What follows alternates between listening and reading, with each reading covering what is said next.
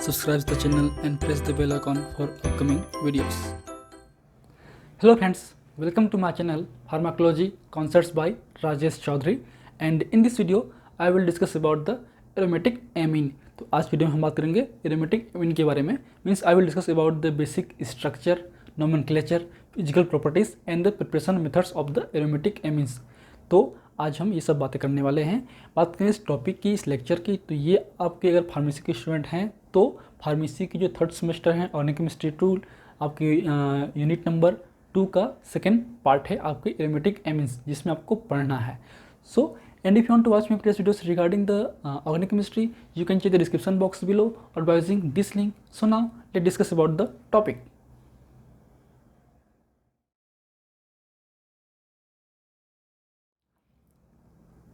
So aromatic amines, तो इसके नाम में ही है आपके एरोमेटिक और एमीन। तो अगर आपको बेसिक केमिस्ट्री को पता है, मतलब आपको पता है कि एरोमेटिक रिंग कौन सा होता है। तो एरोमेटिक रिंग ऐसे रिंग हैं या ऐसे मॉलिक्यूल्स हैं जिसमें एरोमेटिसिटी होती है, तो उनको हम एरोमेटिक रिंग बोल सकते हैं। और एमीन का मतलब होता है functional group, that is amine, that is NH2। तो ये आपके बेसिक कॉन्सेप्ट हैं आपके एरोमेटिक एमीन का, कि एरोमेटिक एमीन में जो है आपके एरोमेटिक रिंग और NH2 या एमीन ग्रुप होता है। लेकिन ये कैसे होता है? तो basically those compound in which NH2 functional group is directly attached to the aromatic ring are termed as a aromatic amine। Means ऐसे कंपाउंड जिनमें जो आपका एमीन ग्रुप हैं, जो NH2 ग्रुप हैं, वो डायरेक्टली आपके एरोमेटिक रिंग से जुड़ा होना चाहिए। ये ज़रूरी है। अगर मान लो सपोज बात करें हम लोग इस तरीके से, ये आपका हो गया बेंजीन, ठीक, ये हो गया CH2 और NH2। तो ये आपके एरोमेटिक एमीन्स नहीं हैं, ये एराइल सब्स्टिट्यूटेड एल्फेटिक एमीन्स हैं। इसमें आपके जो NH2 ग्रुप है वो डायरेक्टली इस एरोमेटिक रिंग से जुड़ा हुआ नहीं है, ये आपके इस एल्फेटिक साइड चेन से जुड़ा हुआ है, इसलिए एरोमेटिक एमीन नहीं है। ये क्या आपका बेंजाइल एमीन है। ये जो पोर्शन क्या आपका बेंजाइल है। अगर आपने पहला क्लास अटेंड किया होगा बेंजीन का, तो हमने बताया था कि ये जो रिंग है इसको हम बोलते हैं बेंजाइल ग्रुप, ठीक है। तो ये बेंजाइल एमीन है। लेकिन एरोमेटिक एमीन्स में क्या होते हैं, आपके बेंजीन में जो है आपका एक हाइड्रोजन रिप्लेस होकर यहाँ पे NH2 ग्रुप एडअप हो जाते हैं, तो उनको बोलते हैं हम लोग एरोमेटिक एमीन्स। और एरोमेटिक एमीन्स में जो मेजर या मोस्ट इम्पोर्टेंट कंपाउंड है, या फिर बात करें प्रोटोटाइप कंपाउंड्स हैं, वो हैं आपके एनिलीन। तो हम जो भी बात करेंगे वो एनिलीन को लेकर ही बात करेंगे, चाहे उसके केमिकल प्रॉपर्टीज़ की हो या फिजिकल प्रॉपर्टीज़ की हो या एरोमेटिक आपके उसकी बेसिटी की हो। तो हम आगे बात करेंगे उस बारे में। तो आज बात करेंगे पहले हम लोग स्ट्रक्चर, नोमेनक्लेचर, फिजिकल प्रॉपर्टी और प्रिपरेशन मेथड्स के बारे में। तो ठीक, आप समझ गए हैं कि एरोमेटिक एमीन्स है क्या। Means those compound in which आपके NH2 group is directly attached to the aromatic ring are termed as aromatic amines, like aniline. तो एनिलीन में आपको जैसे कि हम जानते हैं कि आपके एल्फेटिक एमीन में आपके प्राइमरी एल्फेटिक एमीन्स होते हैं, सेकेंडरी होते हैं, टर्सरी होते हैं। वैसे ही एरोमेटिक एमीन्स में भी आपके प्राइमरी, सेकेंडरी, टर्सरी हो सकते हैं। तो उनके नोमेनक्लेचर कैसे होंगे? अब जो एनिलीन है, जिसको हम एमिनोबेंजीन भी बोल सकते हैं, वो एक तरीके से एनिलीन वेल स्टेबलाइज्ड नेम है, उसको IUPAC नेम में भी हम एडप्ट कर सकते हैं, लिख सकते हैं उस फॉर्म पे। तो आपका जो ये जो फंक्शनल है, ये जो आपके ग्रुप है, वो एक तरीके से कंपाउंड्स है, वो एनिलीन है। अब जो प्राइमरी एमीन्स में क्या होते हैं, एक आपका R होता है और बाकी जो है H होते हैं। जैसे कि आपके N है, N जो है 3 बॉन्ड बनते हैं या 3 कंपाउंड से वो अटैच हो सकता है, 3 एलिमेंट से। तो जनरली जो है आपके बात करें हम एल्फेटिक की, तो उसमें क्या होगा, RNH2 इज द प्राइमरी,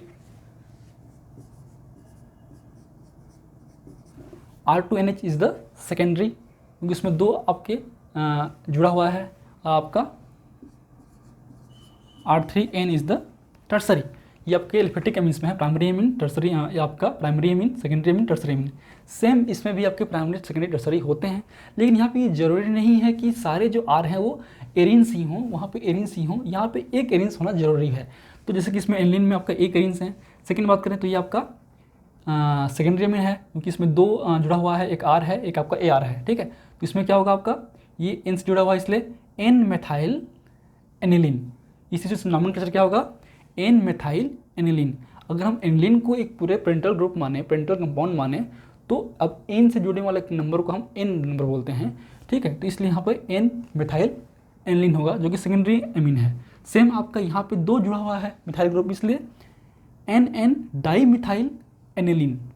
ठीक, ये जो पोजीशन है वो क्या है, एनिलीन है, इसलिए इस N पे और इस N पे मतलब 2 एक ही N पे है, इसलिए NN डाई मिथाइल एनिलीन जो है आपका टर्सरी एमीन। सेम ये भी एक तरीके से एरोमेटिक एमीन्स ही हैं, क्योंकि इसमें NH ग्रुप जो है आपके एरोमेटिक रिंग से जुड़ा हुआ है। ये आपका क्या होगा, फिनाइल है, इसको हम डाईफिनाइल एमीन भी बोल सकते हैं। ठीक है, या फिर NN डाईफिनाइल एमीन भी हम बोल सकते हैं। तो ये हो गया उसका बेसिक नोमेनक्लेचर। अब आते हैं सेकेंड, यहाँ पे आपका क्या है, नाइट्रो ग्रुप है। पोजीशन क्या है आपका, 3 पोजीशन जो कि मेटा है, इसलिए मेटा नाइट्रो एनिलीन। ठीक, सेम आते हैं इस पर। ये आपका फिनांथ्रिन रिंग है, ये पूरा जो है फिनांथ्रिन रिंग है। ये जो पोजीशन है, पोजीशन नंबर है आपका 9। तो क्या होगा आपका 9 एमिनो फिनांथ्रिन। ठीक, तो ये फिनांथ्रिन रिंग है, इसलिए 9 एमिनो फिनांथ्रिन। अब जो एनिलीन है वो केवल बेंजीन के साथ जो जोड़ता है आपका NH2, वो आपका एनिलीन है। लेकिन एनिलीन के अलावा भी बहुत सारे और एरोमेटिक एमीन हो सकते हैं। जैसे एग्जांपल के रूप में बात करें तो 9 एमिनो फिनांथ्रिन, उसके अलावा आपका ये क्या है आपका, ये आपका एंथ्राक्विनोन रिंग है, उसमें आपका एमिनो ग्रुप है। ठीक, तो 1 एमिनो आपका 1 पोजीशन है, 1 एमिनो एंथ्राक्विनोन। तो ये भी एक तरीके से एरोमेटिक एमीन्स ही हैं। मीन्स एरोमेटिक एमीन्स में एमीन ग्रुप आपका डायरेक्टली एरोमेटिक रिंग से जुड़ा होता है, और ये सारे जो रिंग हैं वो आपके एरोमेटिक रिंग ही हैं, यहाँ पे बेंजीन ही जरूरी नहीं है। ठीक, तो ये हो गया आपका basic structure and the nomenclature of the aromatic amines. And now come to the physical properties of the aromatic amines, basically aniline का। ठीक, तो इसको लिखना है तो लिख सकते हैं, फिर हम लोग बात करते हैं फिजिकल प्रॉपर्टीज़ के बारे में। So you can take a screenshot now. Okay, हो गया, चलिए। So now come to the physical properties of the aniline और एरोमेटिक एमीन्स। तो आप अपनी स्क्रीन पे देख सकते हैं उनके बेसिक जो फिजिकल प्रॉपर्टीज़ हैं। बात करते हैं 1 बाय 1। तो पहला आपका, it is a colourless liquid और solid having characteristic odour and they turns brown in the air by oxidation. तो बेसिकली आपके कलरलेस लिक्विड या सॉलिड हो सकते हैं। ये जब एयर के प्रेजेंस में होते हैं तो उनका ऑक्सीडेशन होता है, उनका जो कलर है वो ब्राउन कलर का हो सकता है, और ये जो है आपके स्पेसिफिक ऑर्डर भी कंटेंट रखते हैं। सेकेंड आपका, it is strangely soluble in water and also soluble in the organic solvents. तो एक तरीके से आपके ऑर्गेनिक सॉल्वेंट्स और वाटर में इजीली डिजॉल्व हो सकते हैं। बात करें इसके, and they are steam volatile and therefore can be purified by the steam distillation. तो ये कि आपके स्टीम वोलेटाइल होते हैं, वोलेटाइल नेचर के होते हैं आपके स्टीम में, इसलिए इसको हम स्टीम डिस्टिलेशन के थ्रू इसको सेपरेट आउट कर सकते हैं आपके एरोमेटिक एमीन्स को। ठीक है, it is a highly toxic in nature and it में shows the carcinogenic effects.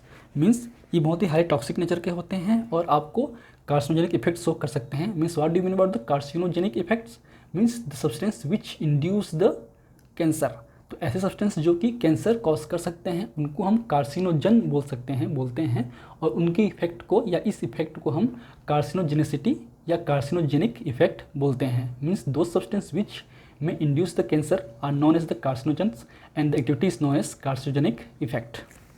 And बात करें इसके बॉइलिंग पॉइंट्स की, तो ये होता है अप्रोक्सीमेटली 184.4 डिग्री सेंटीग्रेड। तो ये कुछ इसके बेसिक फिजिकल प्रॉपर्टीज़ हैं, आप चाहे तो नोट कर सकते हैं, आप स्क्रीनशॉट ले सकते हैं। Now come to the basic preparation methods of the aniline और एरोमेटिक एमीन्स। तो first is the by reduction of nitrobenzene. जैसे कि हमने एल्फेटिक एमीन्स में आप पढ़े होंगे कि हम आपके एल्फेटिक नाइट्रो ग्रुप्स को रिडक्शन करके हम आपके एल्फेटिक एमीन्स बना सकते हैं। नाइट्रो का जब रिडक्शन करते हैं तो वो एमीन्स में कन्वर्ट हो जाते हैं। तो उसी प्रकार आपके एरोमेटिक एमीन्स में भी हम नाइट्रोबेंजीन का अगर हम रिडक्शन करेंगे तो जो NO2 ग्रुप है वो NH2 ग्रुप में चेंज हो जाएगा। तो आपका जो पहला जो आपका मेथड है वो क्या होगा, बाय द रिडक्शन ऑफ नाइट्रोबेंजीन्स। अब इनके बहुत सारे मेथड्स हैं, बहुत सारे प्रिपरेशन मेथड्स हैं, चाहे लेबोरेटरी हो चाहे आपके जनरल मेथड हो, उसके बारे में बात करते हैं 1 बाय 1। तो बहुत सारे रिएक्शन हो सकते हैं, चलिए हम देखते हैं 1 by 1। First is the by the laboratory preparation. So आपका पहला मेथड है लेबोरेटरी प्रिपरेशन। इसको लेबोरेटरी में हम बना सकते हैं। तो बेसिकली इसमें क्या करते हैं हम, इसमें जो नाइट्रोबेंजीन को हम आपके HCl और आपके जो टीन है उसके साथ रिएक्ट कराएंगे तो आपका बनेगा एनिलियम क्लोराइड। इस एनिलियम क्लोराइड को फिर अगर हम बेस के प्रेजेंस में रखेंगे तो इस एनिलियम क्लोराइड को हम बेस के साथ में रिएक्ट कराएंगे तो क्या बनेगा, आपका प्योर एनिलीन बनेगा। ये जो मिक्सचर्स होते हैं इसको हम फिर आगे further we can separate by the steam distillation. तो ये आपके बेसिक मेथड्स हैं आपके लेबोरेटरी प्रोसेस के। अब बात करते हैं इसके स्पेसिफिक मेथड को लेकर। जैसे हम जानते हैं कि आपका जो एसएन है वो एक तरीके से रिड्यूसिंग एजेंट्स हैं, HCl एक तरीके से मीडिया है, और हम क्या करते हैं, हम जो लगभग 10 ml नाइट्रोबेंजीन लेते हैं और एक फ्लास्क में उसमें आपका 25 ग्राम ग्रेनुलेटेड टीन लेते हैं और उस पर अप्रोक्सीमेटली 20 मिनट के अंदर पे हम लोग 50 ml आपका HCl को एडअप कर देते हैं। फिर उसको हम हीट करते हैं तो जो आपका रिएक्शंस होते हैं वो बनता है आपका एनिलियम क्लोराइड बनता है। तो अल्टीमेटली ये जो हैं आपका रिडक्शन होके NH2 बनेगा। ठीक है, पहले इनमें साथ मिक्स हो क्या होगा, इनका रिडक्शन होगा तो क्या बनेगा आपका NH2 बनेगा। NH2 बनने के बाद जो ये NH2 है वो आपके HCl से रिएक्ट कर क्या बनेगा आपका NH3 प्लस और Cl मीन्स एनिलियम क्लोराइड। लेकिन ये अभी ये साल्ट फॉर्म में है। अब इस साल्ट फॉर्म को अगर हम फिर बेस साथ में रेड कराएंगे तो ये फिर NaCl और H2O बाहर निकलेगा और जो कंपाउंड्स हैं वो बनेंगे एनिलीन। इन पूरे मिक्सचर्स को जो फिर हम बाय द स्टीम डिस्टिलेशन, फिर इन पूरे मिक्सचर को हम स्टीम डिस्टिलेशन के थ्रू सेपरेट कर सकते हैं। तो ये आपका लेबोरेटरी मेथड है बाय द नाइट्रोबेंजीन। अब आते हैं सेकेंड की। सेकेंड है आपका vapour by the vapour nitrobenzene के थ्रू। ओके, तो you can write down, then I will discuss the second method. Okay,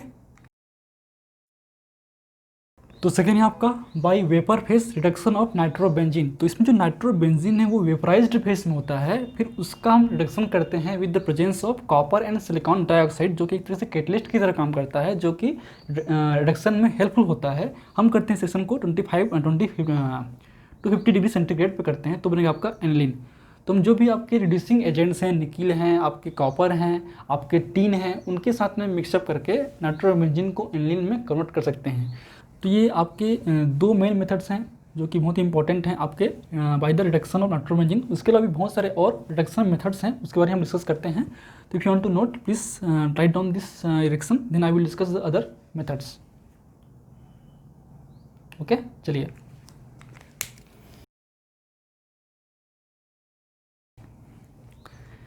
तो ये कुछ आपके और बेसिक रिएक्शंस हैं, जैसे कि नाइट्रोबेंजीन को जो भी आपके रिड्यूसिंग एजेंट्स हैं, टीन प्लस हाइड्रोक्लोरिक एसिड या फिर निकिल प्लस H2 के साथ में करेंगे तो क्या होगा आपका एनिलीन बनेंगे। फिर सेम ही आपके जो टॉलुइन है, इसमें नाइट्रो ग्रुप हैं, जो टॉलुइन में आपके नाइट्रो ग्रुप एडअप हुए हैं, उस पर अगर हम आपके रिएक्शन कराएंगे तो क्या बनेगा आपका LiAlH4 के साथ कराएंगे तो क्या होगा आपका टॉलुइन रहेगा सेम आपका NH2 ग्रुप रहेगा तो क्या होगा मेटाटॉल्विडीन, जिसको हम बोलते हैं मेटाटॉल्विडीन।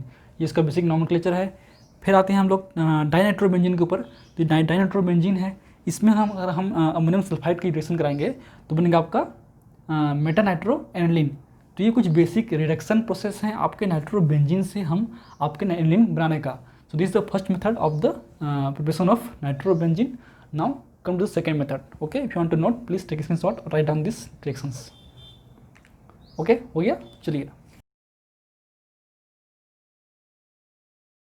तो सेकेंड आपका by the ammonolysis of aryl chloride, means हम एराइल क्लोराइड जिसको हम हैं या क्लोरोबेंजीन भी बोल सकते हैं। तो ये क्लोरोबेंजीन है, तो क्लोरोबेंजीन के साथ में हम अमोनिया का रिएक्शन कराएंगे, मीन्स हम अमोनोलिसिस कराएंगे तो उसमें आपका जो है आपके जो क्लोराइन है वो आपके अमोनिया में चेंज हो जाएंगे, तो होता है आपका एमोनोलिसिस ऑफ एराइल क्लोराइड। सेम इसमें जैसे कि आपका ये क्लोरोबेंजीन है, ये आपका अमोनिया है, तो क्या बनेगा आपका एनिलीन बनेगा और यहाँ से NH4Cl बाहर आ जाएगा। जो ये अमोनिया है वो NH4Cl बन जाएगा और आपको जो NH2 ग्रुप है इसमें एडअप हो जाएंगे। ठीक है, तो ये क्लोरोबेंजीन से बनेगा। जब भी आप एग्जाम वगैरह में लिखते हैं तो कॉपी में लिखते हैं तो इनके जो नाम है क्लोरोबेंजीन, एनिलीन, वो भी कंटिन्यूसली लिखा कीजिए, उससे मार्क्स आपको अच्छे से मिलेंगे। केवल रिएक्शन लिखने से कुछ नहीं होता। हम यहाँ पे टाइम कम रहता है करके हम लोग उतना डिटेल में नहीं लिख पाते हैं, ठीक है, पर आप जरूर लिखिएगा। सेकेंड है आपका फिर क्लोरोबेंजीन डेरिवेटिव है, जिसमें आपका डाई नाइट्रो मीन्स 2,4-डाई-नाइट्रो क्लोरोबेंजीन के साथ में कराएंगे तो सेम बनेगा 2,4-डाई-नाइट्रो एनिलीन। तो ये आपके अमोनोलिसिस है आपके एराइल क्लोराइड से या फिर क्लोरोबेंजीन से। अब जो थर्ड रिएक्शंस हैं वो बहुत ही इंपॉर्टेंट है, वो है आपका हॉफमैन रीअरेंजमेंट। हॉफमैन रीअरेंजमेंट से क्वेश्चंस बहुत ही फ्रिक्वेंटली आते हैं आपके कॉम्पिटिटिव एग्जाम में, तो वो जो पोर्शन है आप ज़रूर देखिए, आप कम्प्लीटली उसको नोट डाउन कीजिए। हम उसमें डिटेल बात करेंगे उसके मैकेनिज्म ऑफ रिएक्शन का, रीअरेंजमेंट का, जो स्टेप बाय स्टेप, ठीक है। तो if you want to note please take a screenshot और write down this reaction, then I will discuss the third method is the Hofmann rearrangement. Okay, चलिए। तो अब आते हैं मोस्ट इंपॉर्टेंट रिएक्शन के बारे में, वो है आपका हॉफमैन रीअरेंजमेंट, जिसको हम हॉफमैन ब्रोमाइन डिग्रेडेशन भी बोलते हैं, क्योंकि हॉफमैन साइंटिस्ट ने दिया था, ब्रोमीन का उसने यूज़ किया था, उससे जो आपके एराइल एमाइड का क्या होगा, डिग्रेडेशन होगा। मीन्स ये जो CO है इसमें नहीं होगा, सेम होगा ArCONH2 मीन्स एराइल एमाइड, इसमें एमाइड ग्रुप है वो CONH2 ग्रुप है वो NH2 ग्रुप में चेंज हो जाएगा। तो इसमें जो है रीअरेंजमेंट्स होते हैं। अब वो कैसे होते हैं बहुत थोड़ा सा कॉम्प्लिकेटेड है, पर उसको हम इजी वे पे समझने की कोशिश करेंगे। तो ये आपका जो एल्फेटिक एमीन्स हैं इसके थ्रू ही बनते हैं, मीन्स आपके जो एल्किल एमाइड है उसके थ्रू भी हम प्राइमरी एल्फेटिक एमीन्स भी बना सकते हैं आपके हॉफमैन रीअरेंजमेंट से। इसमें दो चीज़ें आपको पूछता है ऑब्जेक्टिव्स में, एक तो आपका ये किससे बनता है, ये बनेगा आपका एमाइड ग्रुप से। अगर वो एल्काइल एमाइड हो तो क्या बनेगा आपका प्राइमरी एमीन्स बनेगा, प्राइमरी एल्फेटिक एमीन्स बनेंगे। अगर वो एराइल एमाइड हो तो उस केस में क्या बनेगा आपका प्राइमरी एरोमेटिक एमीन्स बनेंगे। ठीक है, इसमें प्राइमरी बनेगा। अब सेकंड चीज़ें हैं कि इसमें कौन कौन से रिएजेंट्स होंगे, तो इसमें होता है 1 यूनिट ऑफ ब्रोमीन या क्लोरीन, हम दोनों ले सकते हैं, ब्रोमीन या क्लोरीन हम ले सकते हैं। दूसरा NaOH और KOH। तो इसमें बेसिकली इंपॉर्टेंट ये है कि इसमें हम ब्रोमीन ले सकते हैं या फिर क्लोरीन ले सकते हैं। उसके अलावा जो आपका सोल्यूशन है वो मीडिया होगा, वो होगा आपका एल्कलाइन होगा, एक्वस NaOH और एक्वस KOH। इसके शॉर्ट में हम एक तरीके से कई बार तो कई बार इसको हम NaOBr या KOBr भी हम इसको लिख सकते हैं। तो ऑप्शन में ये होगा या ये होगा, आप दोनों लगभग सेम चीज़ें हैं। तो ये क्योंकि ये दोनों बन के एक तरीके से NaOBr भी बनेगा। तो सिंपल सा रिएक्शन है, पहले हम समझते हैं रिएक्शन क्या होगा। सपोज जैसे कि आपके पास ये हो गया आपका एराइल एमाइड, तो सिंपल सा रिएक्शन है, इसमें हम आपके एराइल एमाइड लेंगे, बेंजीन ArCONH2 लेंगे, सिंपल हम ब्रोमीन और NaOH सोल्यूशन पे उसको रिएक्शन कराएंगे तो अल्टीमेटली ये एनिलीन बन जाएगा, तो अपना प्राइमरी एमीन बनेगा। तो इसमें जो आपके CO ग्रुप हैं वो डिग्रेडेड हो जाएंगे, कम हो जाएंगे with presence of bromine alkaline solution. तो अल्टीसली हम उसको ब्रोमीन या हॉफमैन ब्रोमीन डिग्रेडेशन रिएक्शंस भी बोलते हैं। और इसमें एक तरीके से रीअरेंजमेंट होता है। वो रीअरेंजमेंट कैसे होगा वो हम देखते हैं डिटेल में। ये अगर हम एराइल एमाइड है या फिर हम थैलेमाइड की बात करें तो थैलेमाइड में क्या होता है आपका, एक तरीके से ये आपका थैलेमाइड है। अगर यहाँ होता COOH होता तो क्या होता आपका थैलिक एसिड, ये हो गया थैलेमाइड। तो इस थैलेमाइड का भी हम कराएंगे सेम रिएक्शंस, तो भी आपका सेम क्या बनेगा आपका, ये तो क्या होगा आपका ऑर्थो एमिनो बेंजोइक एसिड। ये भी एक तरीके से एरोमेटिक एमिन्स ही हैं। ठीक है, ये ऑर्थो एमिनो, ये ऑर्थो पोजीशन पे एमिनो है, ये क्या पूरा आपका बेंजोइक एसिड है, इसलिए ऑर्थो एमिनो बेंजोइक एसिड। तो ये सेम आपके रिएक्शन होते हैं सेम तरीके से। इसमें CONH2 है, इसमें जो NH2 है, मतलब ये CO ग्रुप जो है अल्टीमेटली ये आपका निकल जाएगा। तो ये आपके बेसिक काफ़ी है, लेकिन हम इसमें मैग्नीज्म को भी समझते हैं 1 by 1 स्टेप बाय स्टेप, ताकि आपको थोड़ा सा कॉन्सेप्ट जो है और क्लियर हो सके, आपकी बेसिक केमिस्ट्री और अच्छी हो सके। So if you want to note please take a short and write down, then I will discuss the basic step और mechanism of the Hofmann rearrangement. Okay, चलिए हो गया। तो चलिए हम हॉफमैन रीअरेंजमेंट को स्टेप बाय स्टेप समझते हैं कि किस तरीके से रीअरेंजमेंट होते हैं। तो बात करते हैं, ये बेसिक आपका एराइल एमाइड है, RCONH2 है, RCONH2। ठीक, तो पहले स्टेप में क्या होता है, एसिड बेस के प्रेजेंस में जो आपका Na और OH माइनस हैं, तो उस केस में जो हैं ये जो बॉन्ड्स हैं ये अपना इलेक्ट्रॉन यहाँ पे दे देगा और H प्लस हो जाएगा, और अल्टीमेटली ये जो H और OH है आपस में इंटरेक्ट करेंगे और क्या निकलेगा आपका, एक तरीके से H2O बाहर निकल जाएगा। ठीक, और क्या बचेगा आपका, ये जो है यहाँ पे माइनस हो जाएगा, क्योंकि इसमें एक्स्ट्रा इलेक्ट्रॉन आ चुका है इसलिए से माइनस हो गया। अब हम ब्रोमीन को लेते हैं, तो ब्रोमीन 2 मॉलिक्यूल्स होते हैं, ब्रोमीन 2 होता है Br2 में। तो इसमें एक पार्सली पॉजिटिव होगा, एक पार्सली नेगेटिव होगा। तो ये जो है अपना इलेक्ट्रॉन लेके शिफ्ट हो जाएगा और ये ब्रोमीन फिर आपके इससे जो हैं रिएक्ट करेंगे। ठीक, तो क्या बनेगा आपका RCONH Br, RCONH और Br। ठीक, फिर सेम हम NaOH के प्रेजेंस में, क्योंकि एल्कली है ही, तो उस एल्कली के प्रेजेंस में फिर आपका N+OH बनेगा। तो उस केस में फिर ये OH जो है आपके इस H से रिएक्ट करेगा। तो उस केस में फिर ये अपना इलेक्ट्रॉन यहाँ शिफ्ट करेगा और फिर ये H+ जो है आपके इससे रिएक्ट करेंगे और अल्टीमेटली फिर इससे जो है H2 मॉलिक्यूल बाहर निकलेगा। तो क्या हो गया आपका, फिर हमारा हो गया तो RCON-Br। ठीक, अब ध्यान रखिए यहाँ पे, अब जो हैं यहाँ पे और हम ब्रोमीन ऐड नहीं करेंगे, ब्रोमीन और ऐड होगा तो यहाँ पे NBr2 हो जाएगा, इसलिए हम केवल इस रिएक्शन में एक ही यूनिट करते हैं यूज़ ब्रोमीन का। ठीक है, अब ये जो स्टेप हैं वो बहुत ही इंपॉर्टेंट स्टेप हैं, ये आपके रेट लिमिटिंग स्टेप्स है। ठीक है, जो कि बहुत ही इंपॉर्टेंट हैं और यही सी में आपका रीअरेंजमेंट होगा एक तरीके से यहाँ पे। अब देखिए कैसे, अब होता क्या है कि ये एक तरीके से हाईली इलेक्ट्रॉन नेगेटिविटी है, ये अपना इलेक्ट्रॉन लेके बाहर जाना चाहता होगा, इसलिए ये जो इलेक्ट्रॉन है वो इसमें शिफ्ट अप होता है ताकि वो डबल बॉन्ड बना सके। उस केस में ये जो अपना इलेक्ट्रॉन यहाँ शिफ्ट करेगा, सेकेंडली ये फिर अपना इलेक्ट्रॉन वापस यहाँ शिफ्ट करेगा और फिर ये जो है अपना इलेक्ट्रॉन यहाँ शिफ्ट करेगा। तो उस केस में पहले ये अपना इधर बॉन्ड बनाएगा, ये इधर होगा, फिर वापस बैक होगा, फिर ये इधर होगा। तो उस केस में जो एरिन है वो बाहर निकल जाएंगे अपना इलेक्ट्रॉन लेके, और आपका जो फिर इसमें क्या होगा, NBr तो ऑलरेडी है ही, डबल बॉन्ड हो गया, यहाँ शिफ्ट हो गया, फिर ये वापस 2 हो गया और ये निकल गए। तो ये होता है रीअरेंजमेंट। अब इस केस में फिर जो सेकेंड है उसमें क्या होता है, ब्रोमीन फिर अपना जो इलेक्ट्रॉन है वो लेके बाहर चला जाएगा और यहाँ पे जो पॉजिटिव होने की वजह से जो है वापस यहाँ पॉजिटिव हो जाएगा। ठीक है, तो फिर ये दोनों आपस में रिएक्ट करेंगे और फिर क्या होगा आपका RnCO। ठीक है, ये होता है रीअरेंजमेंट। मतलब जो एरिन यहाँ पे था आपके C से जुड़ा था, वो एरिन ग्रुप और वापस आपके इस नेगेटिव से इससे जुड़ गया, उसको बोलते हैं रीअरेंजमेंट। ठीक है, उसके बाद क्या होगा, हम H2 ऑलरेडी मीडियम में है ही, तो उस H2 जो है आपके ये CO2 बाहर निकल जाएगा और ये आपका H जुड़ जाएगा H2, तो क्या बन जाएगा आपका RnH2। ठीक है, और ये CO2 बाहर निकल गया, तो ये हो गया आपका एनिलीन। तो इस तरीके से हॉफमैन रीअरेंजमेंट होता है, जो कि बहुत ही कॉम्प्लिकेटेड पर ईजी वे पे है आपका reactions. So these are the basic reaction mechanism of the Hofmann rearrangement. इससे क्वेश्चन आना आपका तय है कम्पिटिटिव एग्जाम में या फिर आपके शॉर्ट क्वेश्चंस में या ऑब्जेक्टिव्स में। So please write down this reactions and so this are the basic reaction mechanism of the Hofmann rearrangement, जो कि बहुत ही इंपॉर्टेंट है। इससे क्वेश्चंस आपका आ सकता है शॉर्ट क्वेश्चंस में, आपके ऑब्जेक्टिव्स में आते ही हैं, आपके कम्पिटिटिव एग्जाम्स में भी आते हैं। तो ये बहुत इंपॉर्टेंट है, इसलिए आप जरूर इसको लिखिए, स्क्रीनशॉट ले लीजिए, क्योंकि ये बहुत आपको मिलता नहीं है आसानी तरीके से, तो आप इसको जरूर लिखिए।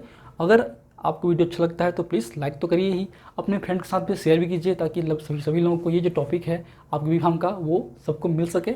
And in last, thank you for watching.